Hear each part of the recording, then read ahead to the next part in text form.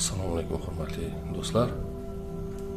Odamzod o'ziga ziyon berishni juda ko'plab yo'llarini o'ylab topadi.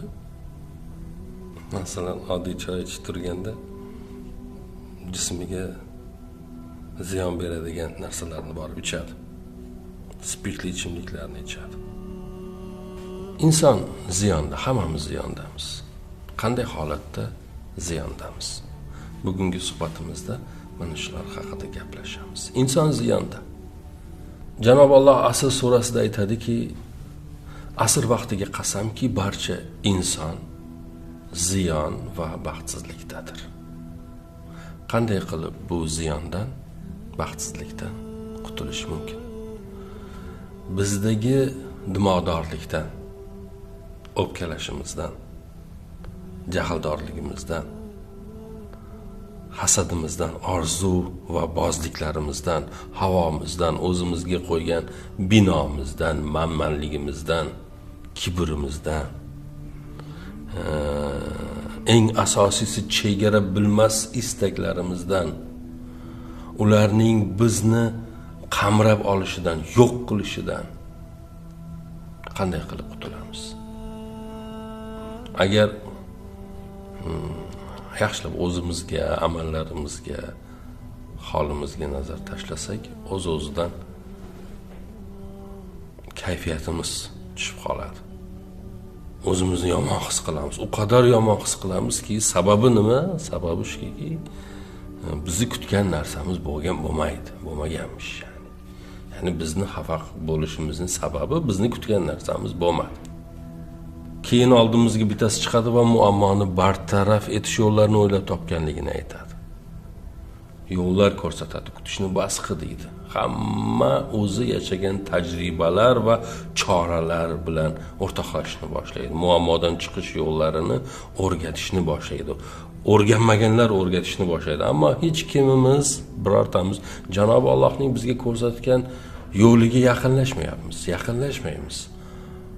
Allohning bizga o'qiturgani va o'rgatgani qutulish chorasiga yaqinlashishni istamaymiz. Bormaganimiz kurslar qolmaydimi? Shaxsiy rivojlanish deysizmi, ziyondan qutulish deysizmi, baxtli bo'lish sirlari haqida bilmayman. O'rgatmagan odam qolmadi. Ammo Allohning kitobi Qur'oni Karimda bizga choralar ko'rsatilmaganmi? Alloh taolo bizga chorani aytmagan? Ma'rij surasi. Dar haqiqat inson betoqat qilib yaratilgandir. Ushbu surada, ushbu oyatda halu so'zi hirs, chidamsizlik va sabrsizlik ma'nolarini o'zida mujassamlashtiradi.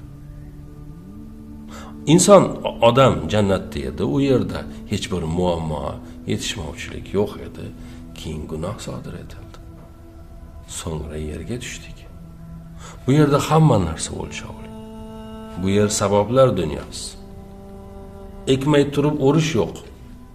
Mehnat qilmasdan rohat yo'q, bermasdan turib olish yo'q.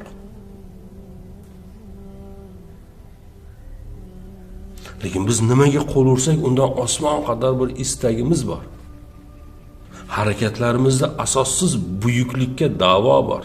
Turuqsiz va mantiqsiz urinishlarimiz bor. Kichkina bir tijorat ochadi, kecha boshladi.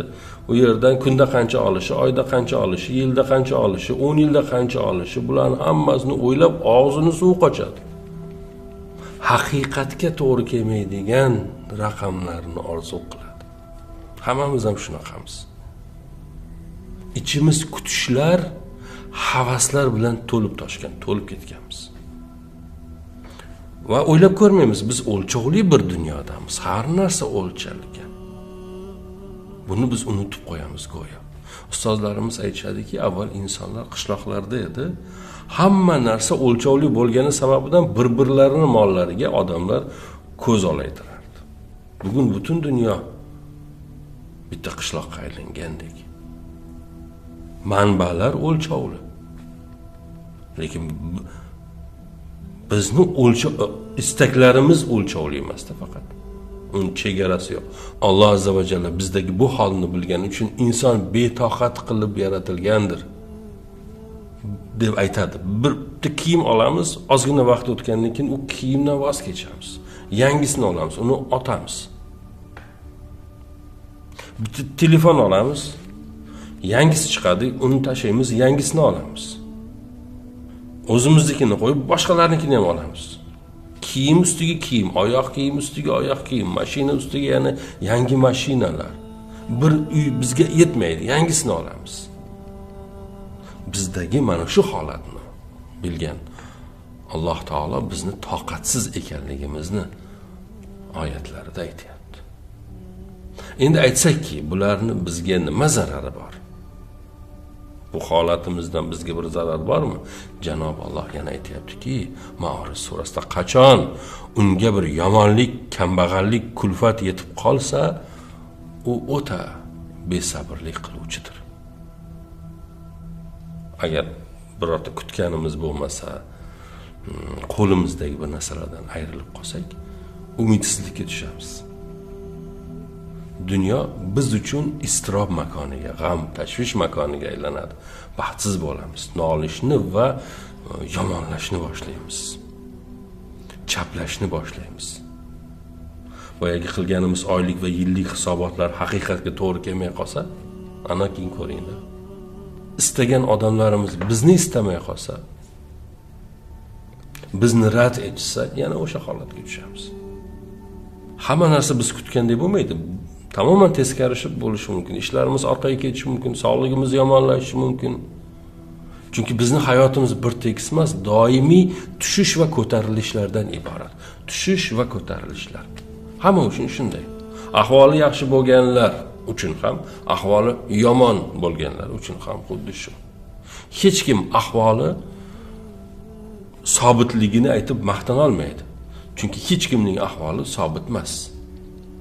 Kim uchundir boylik kambag'allikka o'zgarsa, kim uchundir kambag'allik boylikka o'zgaradi. Sog'lik kasallikka, kasallik sog'likka o'zgaradi. Kim bittasi raqobatdan siqilsa, boshqasi mag'lubiyatdan siqiladi. Allohimiz bizni bu hayotdagi sharoitlarimizni istagan paytda bir sabab oqibatidan yoki sinov uchun, istasa hech bir sababsiz shukr qilmaganimiz uchun ham o'zgartirib qo'yaveradi. Har xil sabablarga ko'ra. Boya aytdik, sabablar dunyosi. Kimimiz tepadan pastga tushsak, kimimiz pastdan tepaga chiqamiz. Alloh azza va jalla aytayaptiki, o'sha sababdan qachon unga yomonlik, kambag'allik, kulfat yetib qolsa, u o'ta besabrlik qiluvchidir. Ya'ni pastga tushgan paytimizda. Endi qachonki yuqoriga chiqib qolsak, boyagi zigzagning tepa qismiga, qachon unga Alloh aytayapti, qachon unga yaxshilik, boylik, salomatlik yetsa, u o'ta man qiluvchi baxildir. Kim erishdi bunga? Men erishdim. Tabiiyki erishaman. Axir men kimman? O'zim qilaman.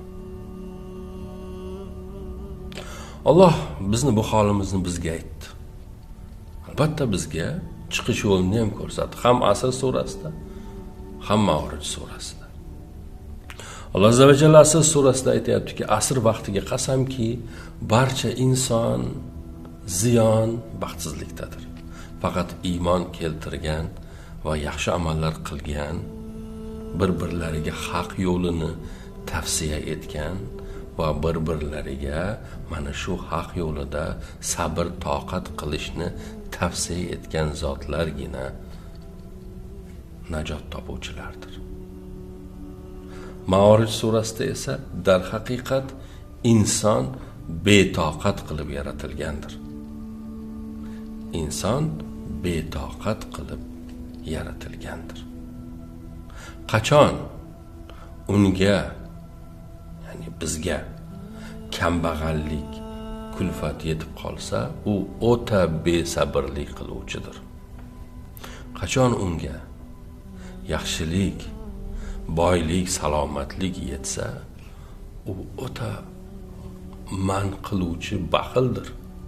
Endi najot qismi. Faqat namoz o'quvchi zotlar, ya'ni musulmonlargina undoq emasdirlarki, ular namozlarida doim barqaror bo'luvchi zotlardir. Ya'ni qisqagina sharh qilib aytiladigan bo'lsa, inson besabr va o'ta haris qilib yaratilgan. Agar unga biror ko'ngilsiz holat va qiyinchilik yetib qolsa, o'ta besabrlik qilib g'amga botadi. Agar unga yaxshilik va farovonlik yetsa, o'ta qizg'anchiq va baxil bo'lib qoladi. Faqat namozlarini o'z vaqtida to'kis ado etadigan namozxonlargina bundan mustasnodirlar. Biror narsa ularni namozdan chalg'ita olmaydi. Buni otini qullik munosabatlari deyiladi. Inson ojizligini his qiladi, unga ko'ra harakat qilishi undagi yuqorida sanaganimiz o'sha avvalgi zaifliklarni qabul qilishni, haddini bilib yashashni o'rganadi, u o'rgatadi. Ahvoli yaxshilanib ketganda ham haddidan oshmaydi. Ya'ni Alloh siylaganini his qiladi, o'ziga bino qo'ymaydi, kibrlanmaydi. Aksi hol bo'lganda ham ahvoli yomonlashganda ham isyon qilib haddidan oshmaydi. Alloh sinayotganini his qiladi. Inson diqqatli bo'lsa agar, siylanayotganini va sinalayotganini doim nima qiladi? Anglab yashaydi. Buni qanday anglab yashaymiz? Hozir aytildi, namozlarini o'z vaqtida to'kis ado etish orqali, boshqa narsalarga chalg'imaslik orqali Janob Allohga, Robbimizga qullik qilish orqali. Xo'p, do'stlar, bugun sizga yetkazmoqchi bo'lganimiz fikrlar, mulohazalar mana shulardan iborat bo'ldi. Inshaalloh foydali bo'lgandir deb umid qilamiz. Bugungi eslatmalarni bizga eslatgan ustozlarimizdan Alloh rozi bo'lsin. Biz ham sizga eslatdik, siz ham yaqinlaringizga, do'stlaringizga albatta eslating. Assalomu alaykum va rahmatullohi va barakatuh.